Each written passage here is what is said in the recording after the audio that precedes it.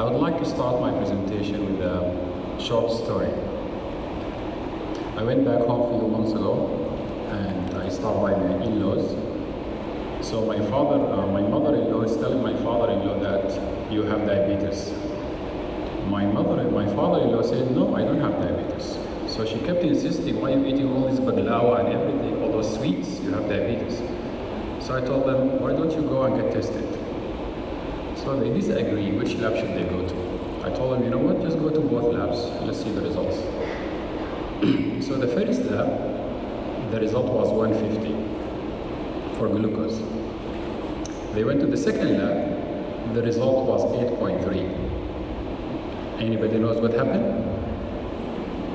Exactly, different unit of measurement. So my topic today, I would like to focus on the area of harmonization. The dilemma of reference range confusion and lack of harmonization in the total testing process does not only apply to the average Joe. This is a global patient safety issue. We as laboratory professionals should work collectively to address this problem. My goal in this session is to share with you some of the initiatives which were taken by international organizations such as the European Federation for Laboratory Medicine, IFCC, the Clinical and Laboratory Standard Institutes, to harmonize the total testing process. I'll share with you some of the measures which we took within our laboratory network to harmonize our processes. Hopefully, you can adopt some of what we have done in your setting. By looking at you, I know most of the people in this room, and I know that most of you are working in the laboratory network, so I'm very sure that this presentation will be applicable to the majority of the people in this room.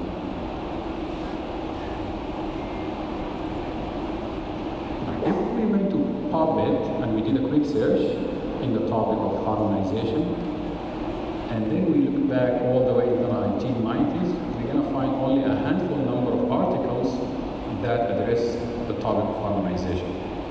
However, in the last 5 years, there is a big peak or a spike when it comes to harmonization. So what's going on there?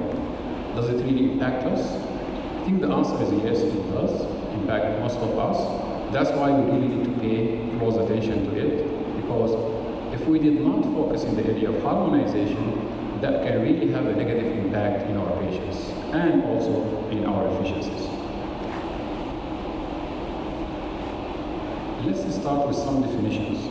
Harmonization versus standardization. It's confusing, very much like test method validation versus verification. We have been talking about it for 10 years, we still don't know the difference.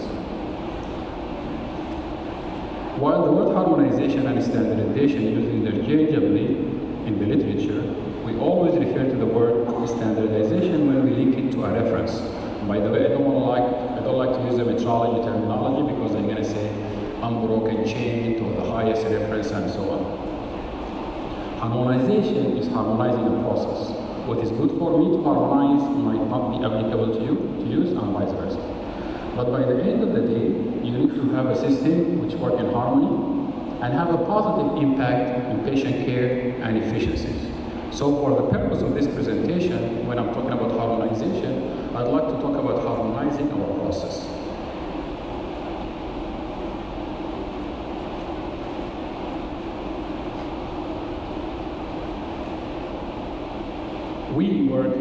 I work in a network of laboratories. We manage a number of hospital labs We have 4 medical centers. Some of our staff are sitting in the back.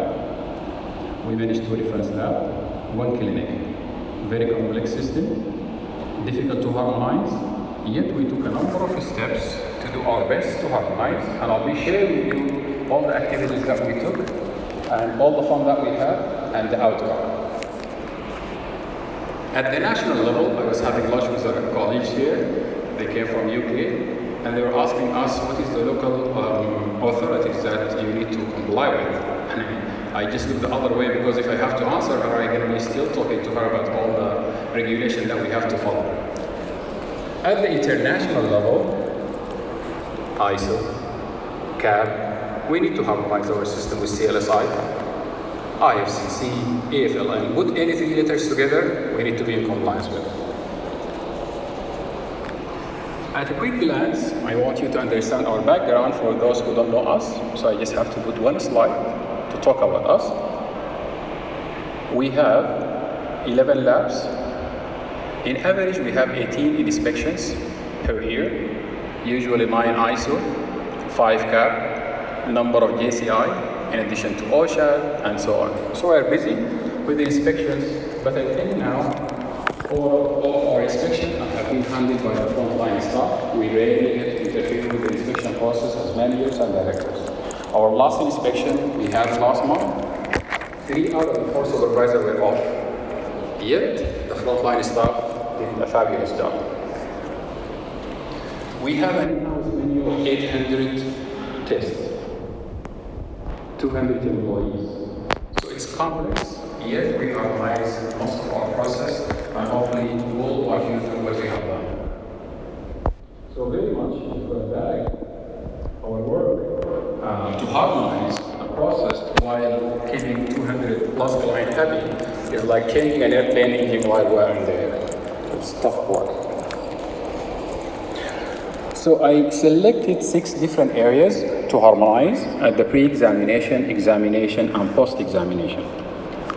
For the pre-examination, we'll talk about blood collection and referrals. Examination, we'll talk about quality control and method validation. Then reference interval and key performance indicator. I have to give you a heads up. At the pre-analytic or pre-examination and post-examination, it was not too hard for us to harmonize, but at the examination, we encountered some difficulties, yet we harmonize to the best of what we can do. So let's start with the pre-examination. Blood collection tube color. When you look at this lavender top tube, what will be the first test that will come to your mind that we need to run? CBC, right? Yes. How about if you see the same lavender top tube laying down in the microbiology bench? Is it still CBC? Okay. Maybe not. But now I put 2 tubes. The picture might not be too clear, but the tube in the bottom have some gel in it. The tube in the top have powder. 2 different tubes, 2 different preservatives, 1 color. Do you think that can confuse our specimen receiving department? It will. And the same with this rack. I took this picture in our microbiology department lab. If you look to the right side of the screen, you have 2 gray color tubes, right? You will think it's for glucose, for my in-law, right? It is not. 1 for glucose, 1 for quantiferon. The same with the lavender top tubes. 2 lavender top tubes, 1 for CBC, 1 for quantiferon. And I think you know where I'm going now. Something as simple as the color of the tube can cause a serious pre-analytical issue. By the way, I was going over my slides yesterday, and my little son Yamin was looking at me, and he loved all those colors. And he came to me, he's like, "Daddy, what's your favorite color?" I told him, I like Hilal Sport Club, so I like blue color. He's like, "Daddy, what type of blue? Do you like light blue, navy blue, dark blue?" I'm like, Yamin, when I went to school 20 years ago, we only have 1 blue color. And I think the same with the suppliers. They get overexcited in the last 10 years. They have way too many colors, way too many preservatives. I think it's time for them to sit together, make up their mind to make things easy for us. A lot of articles were written about confusion when it comes to preservatives, and that caused many patient harm. Can we, as a network, harmonize the world? We cannot, but we can harmonize our network by enrolling with 1 supplier and buy all the supplies for us from 1 supplier. We distributed our network so our specimen receiving area can receive all those tubes without having to peel all those labels. And you know how easy is it to peel a label from a tube? At the international level, we learned that the EFLM, the European Federation for Laboratory Medicine, are putting together all those 7 major suppliers and they are asking them to harmonize the color of the tube and the preservatives. So hopefully in the next couple of years, they will come up with a recommendation. Then it will go to CLSI, it will go to ISO. Hopefully that can make it to a guideline or a standard. So I'm done with the first one, which seems like it's not too difficult to harmonize, but please note, if you are using multiple reference lab or multiple referral lab, you might struggle because then you're going to have different type of tubes and that can create problem. Moving on, still we are staying in the pre-analytical area. Everybody have a send-out department, excluded in some place, where only one or two people are really good at the send-out. And most likely your workflow will look very similar to this one. And here I would like to use the 80-20 rule. 80% of our problems come from 20% of our processes. And I think I'm going to the send-out area. It causes a lot of problems. It's a headache. So we try to look and see if we can harmonize our send-out department, because most of you work in a network of labs, and every lab will have a send-out bench. So starting from physician queries, of course here I'm talking about specimen collection all the way to results coming back from your referral lab. Physician queries, let's say you have 10 different labs, should all those queries go to one department, or it should go to, you train 10 different labs on how to address queries? For us, I think it makes sense to go to one department rather than training 10 different hospitals on how to answer queries regarding to how to order a test. Collection manual, maybe it makes sense to harmonize it and have one collection manual. Test ordering. Of course, if you have one lab information system across your network, the test ordering process will be very simple. However, if you have multiple LIS, then it will be difficult. Specimen collection and storage as well, you can have it harmonized, and maybe you can even have it in your collection manual. Pick up by referral lab, that's easy, but you have to work with your referral lab, but this is not the biggest area of my interest here. Then, how are you gonna put the order to your referral lab? Is it gonna be in a manual requisition? Is it gonna be via email? Is it gonna be via interface? And then how would the result come back? So as much as possible, we try to harmonize our result ordering, the way it comes back, and the easiest solution we found is full interface. To have a flawless, you have to have an interface. The last task that usually the responsibility of the send-out department is the referral lab evaluation. Most likely, the referral lab evaluation is the responsibility of your send-out department. So when we look into the different standards referring to referral lab evaluation, we look at the College of American Pathologists, ISO, JCI, etc., we found some similarities or some differences. So when we put together our policy, when it comes to referral lab evaluation, we have to kind of make sure that we address all of this. Many people forget, even if you have a network of lab, and then one of your lab will send a sample to a flagship hospital or a reference lab, you want to make sure that you conduct a referral lab evaluation. And then, of course, your flagship hospital, when they send out the sample, you need to have another one. So you can think about having one policy for the two, or you can have two different policies for referral lab evaluation. If you want to make it easy, you can just get the CLSI standard related to the referral lab evaluation, and you don't have to reinvent the wheel, you can just adapt it. Just make sure that you address the JCI, because many times we forget about the JCI standard related to the hospitals and the centers, because they have some referral evaluation lab requirement related to physician privileging and so on. So now we're done with the pre-examination phase of testing. Let's move into the examination phase. So the pre-examination was easy. Examination phase, it's a little bit harder. So I'm gonna start with quality control. Look at this slide. Look where we started back in 1988, when the world was so simple, when we have only one color, it was blue, and when we have to run only 2 levels of quality control. If the evolution of QC stopped in 1988, it would have been so easy for me to harmonize our QC practice across the network. But what happened when 2011 CLSI released the evaluation protocol 23, and they talk about all this risk assessment, risk management, the frequency of QC, the whole world started to change. We start to learn about IQCP, Westgard came up with the new Sigma rules, things becoming complicated, yet we were able to be in compliance with all of those requirements across our network. We all excited, and last year the ISO inspector came to us with the interesting question. The inspector asked us, okay, all of this is great, you guys have done a good job. What about QC stability? Then we talked to him, well, we never recall any question in the ISO that addressed the issue of stability. And you know with ISO, no matter how many hundreds of times you read it, you'll always have an area where you missed it. So he came up with this ISO 5622, and he said, quality control material shall be periodically examined with a frequency that is based on stability. You see the word stability. How do you assess stability?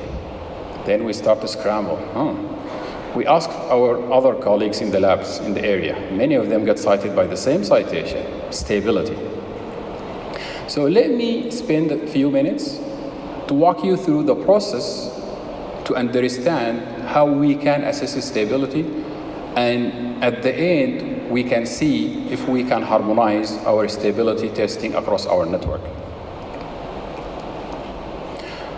First, we started with CLSI C24 2016, very interesting document. No matter how many times you read it, you're gonna find something new, very much like the ISO.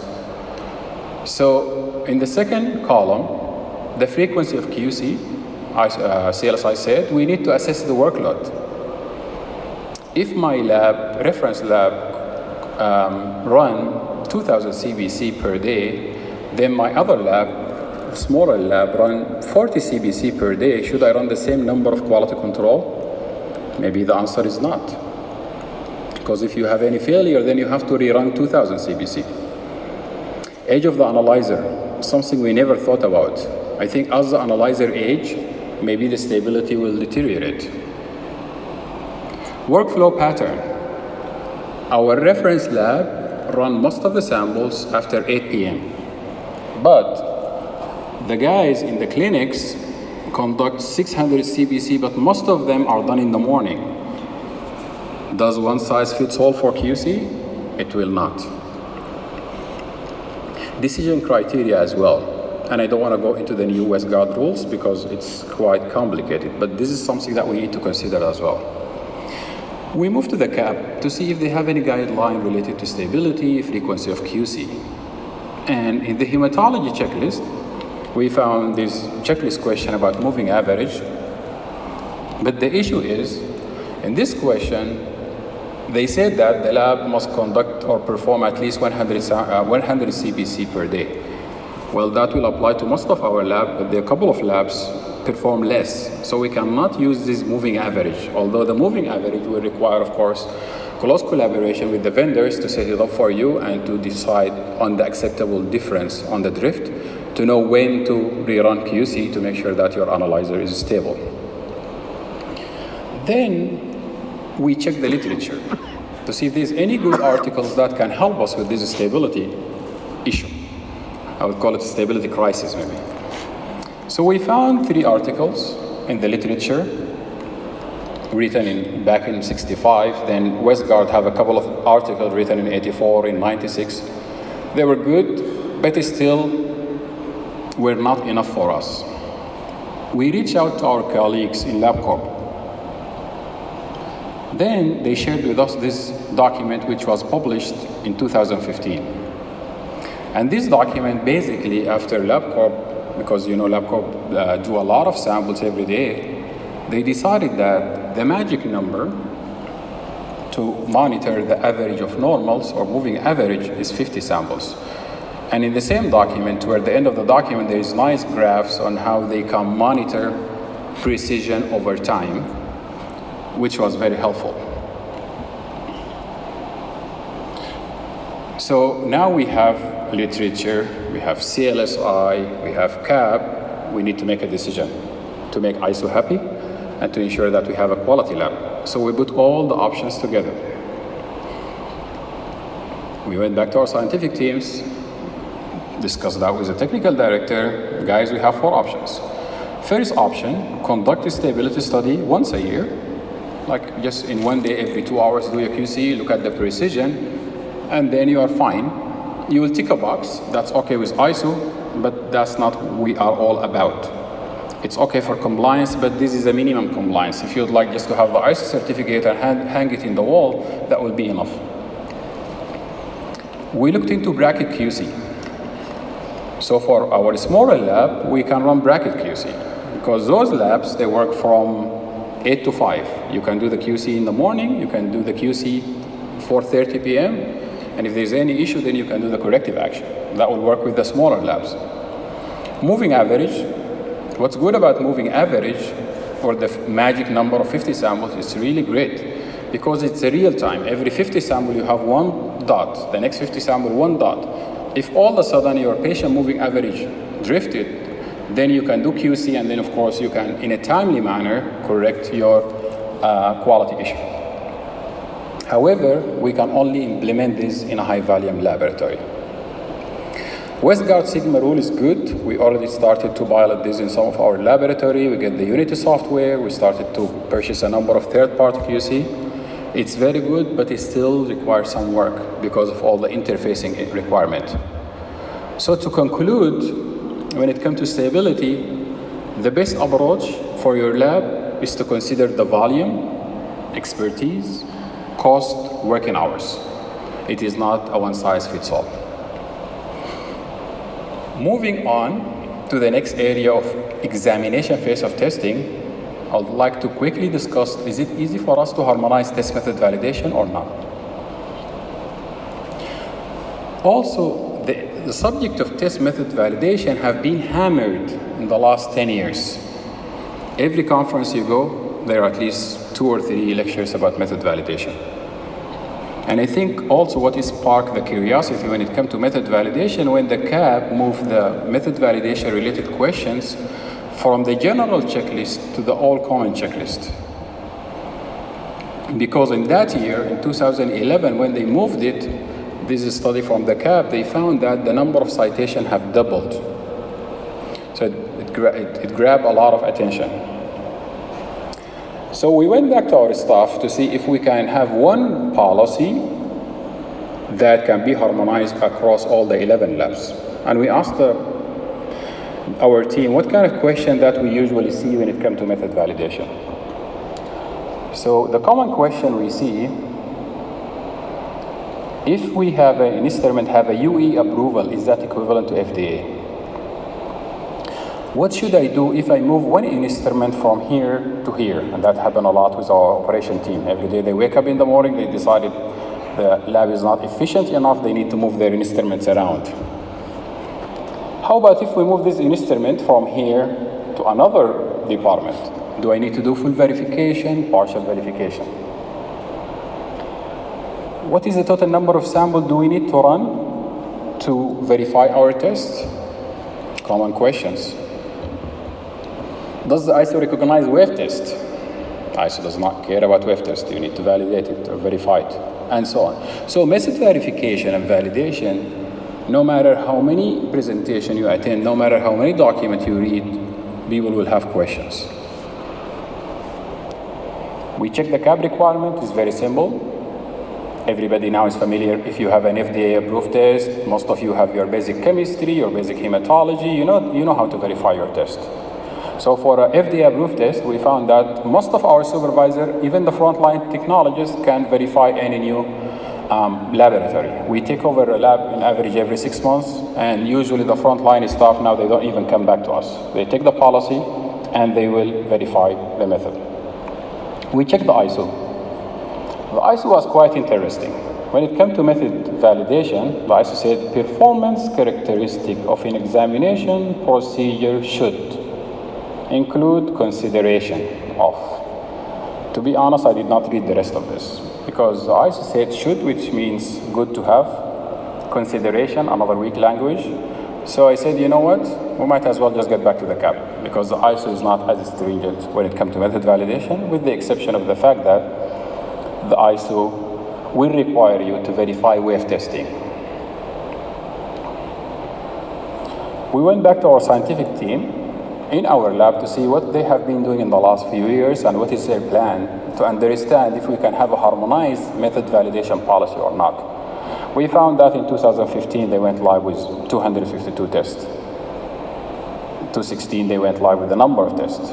But then when we looked into the FDA approval, we found that in the early years we were going for an FDA approved test, a low-hanging fruits, and then as the activity menu becoming bigger and bigger, they started to move into the area of laboratory developed tests, which require a complex validation protocol. And when we asked them what's next, they said we would like to bring mass spec, we would like to bring a number of lab developed tests. So they are telling us welcome to the big boys club. So the validation is going to be even more complicated because it's not a lab developed test, it's developing a test within your laboratory. We looked in the literature to see what's coming up, and it seems like the literature is leaning toward the fact that laboratory developed test market is here to stay. The number of lab developed tests, or the value, was 9.7 billion in 2015. It's expected to reach 14.9 billion by 2021. But for labs in the USA, they have to go under the FDA scrutiny. They have to be, if they did anything wrong, then the FDA can come and inspect them. Here, we are not under the FDA jurisdiction, but yet we want to make sure that we do the right thing. So the good news is here, you can innovate when it comes to lab developed tests. The bad news is, if things go wrong, you will be in the newspaper. I don't know how many of you have read this book, which was published just last year in May. I did not read it yet, honestly, but I read just the summary of it. And this is one of my to-read list after Medlab.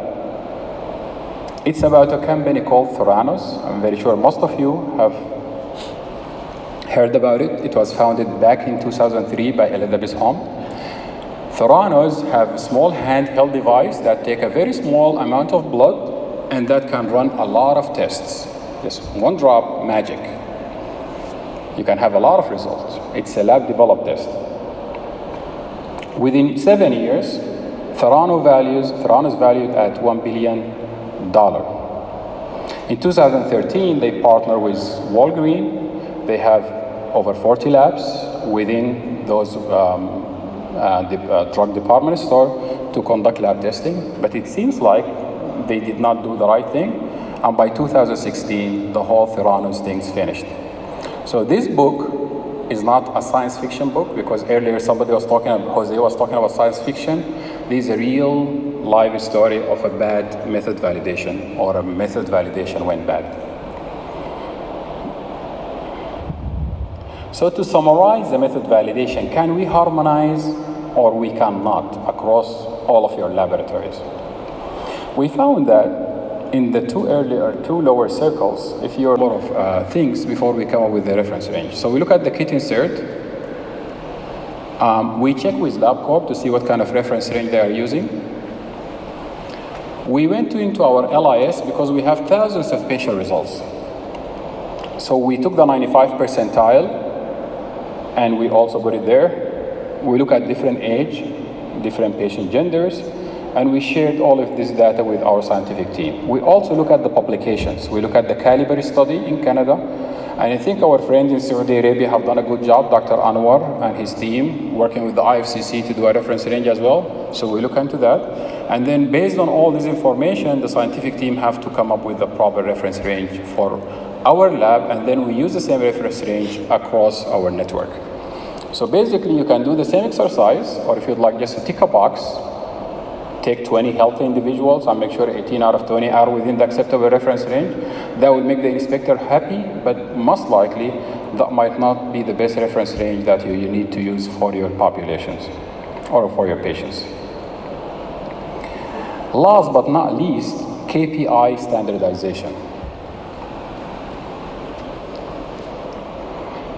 As a referral lab, many times you go to a client and we think that we have done a good job, all of our TAT are in, the rejection rate are in, we go there, we find that the KPI for us is totally different.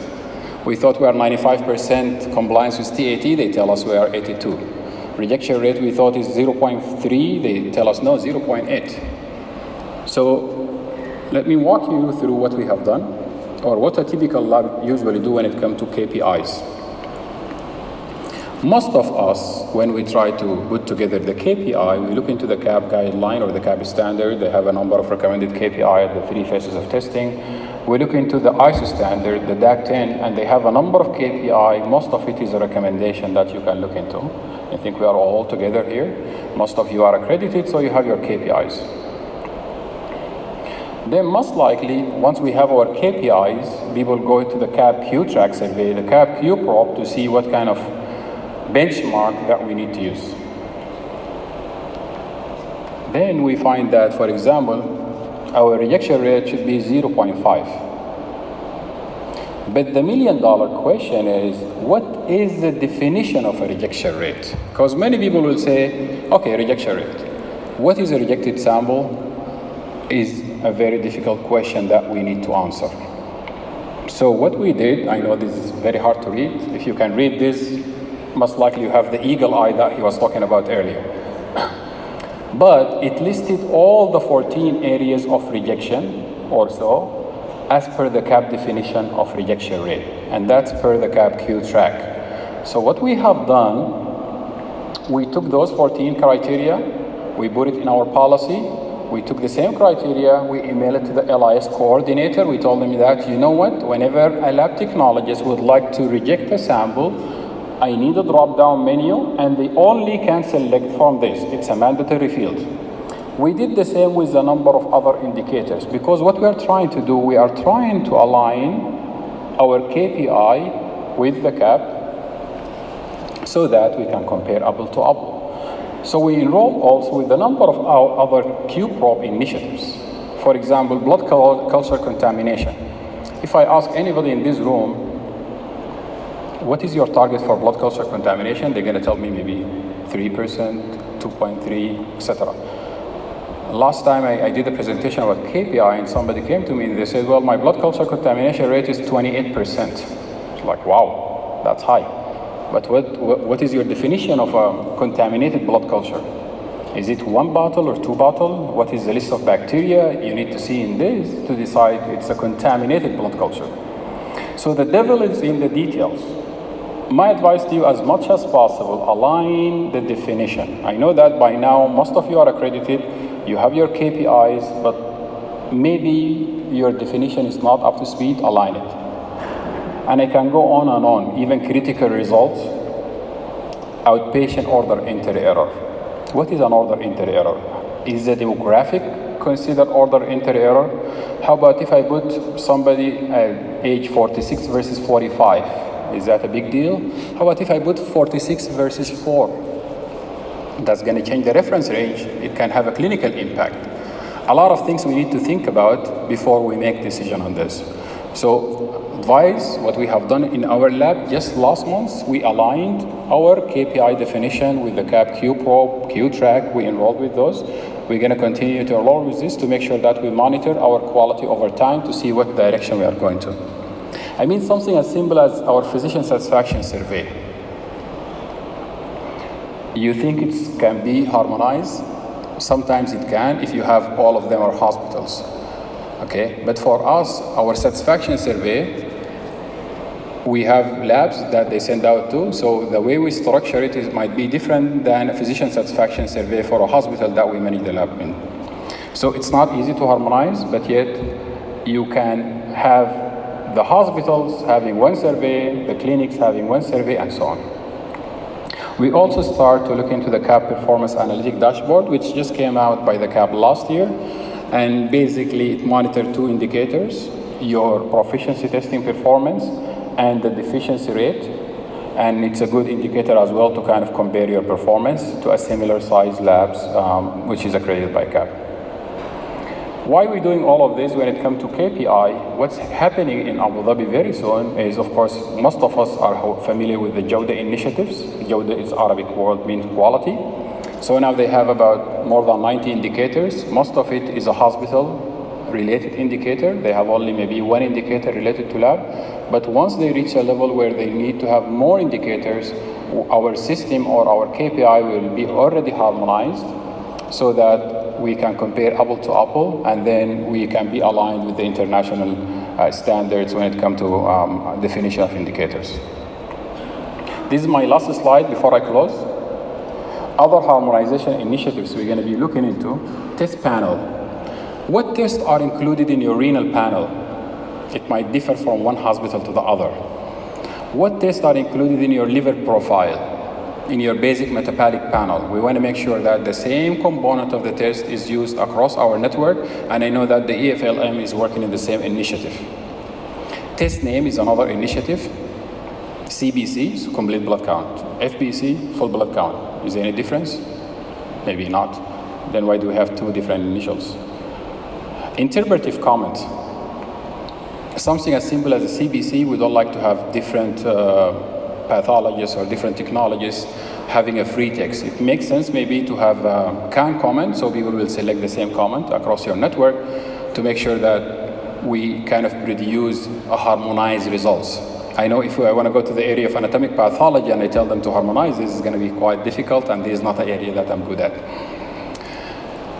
Last but not least, something as simple as clinical reportable range. Here I'm not talking about AMR, but reportable range. Sometimes we find that within our network, if I have a high, for example, CPK, in lab A, they will make a dilution up to 1 to 5, but lab B, they will make a dilution up to 1 to 10. So why don't we have all of them use 1 to 10 maybe? So what we need to do as well next is to look into this document, establishing and verifying an extended measuring interval through specimen dilution and spiking to see the guideline related to this, and to have a harmonized CRR across our network.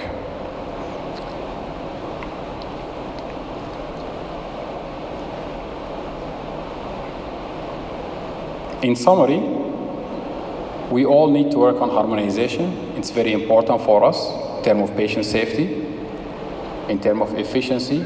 We need to harmonize within our laboratory network. We need to align our policies, our procedures, our processes with international guidelines such as CAP, CLSI, EFLM. We need to align what we are doing also with the local bodies, again, such as DOH, INAS, DHCA, etc. Because I think if we have a harmonized process, it's going to make it so easy for a country like the UAE to have one EMR. I think most of you are now familiar with the initiative in Abu Dhabi, the HIE, the Health Information Exchange, where they're going to interface all of the hospitals with one system, the DOH. And I think most likely now, knowing that we all have different test names, different panels, different interpretive comments, it's going to be hard to harmonize, although over time it will happen. But what I advise you is to try to harmonize your system so that when we all need to be connected together, we do compare apple to apple. Thank you very much.